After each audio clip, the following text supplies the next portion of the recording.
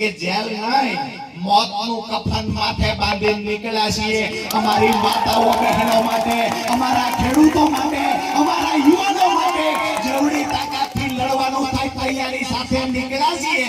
કોઈ ભાઈએ કહ્યું જંગલનો રાજા વાંદરો હતો, એવા જેટલા પણ વાંદરા માંદરિયું હોય એમ કહીએ છીએ તાકાત લગાવી હોય લગાવી।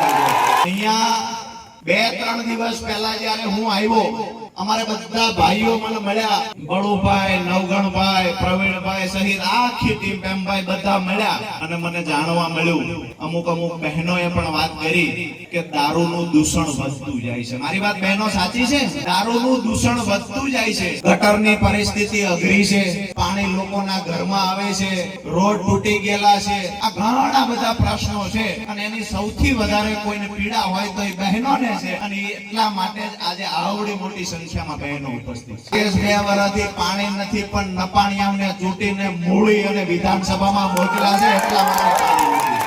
ચોમાસું ચાલુ છે, વધારે વિશેષ કાંઈ એ વાતને લઈને નથી કહેતો। ચોમાસું પૂરું થાય અને રોડ જે તૂટેલા ગામના છે એ સરખા નહીં થાય, પાણીની વ્યવસ્થા જો સરખી નહીં થાય, ચોમાસું પૂરું થાય એટલે કે તરત જ ઓક્ટોબર મહિનાની શરૂઆતમાં તમે ભેગા આવજો, આપણો ઉતારો મામલતદાર ઓફિસમાં નાખવાનો છે।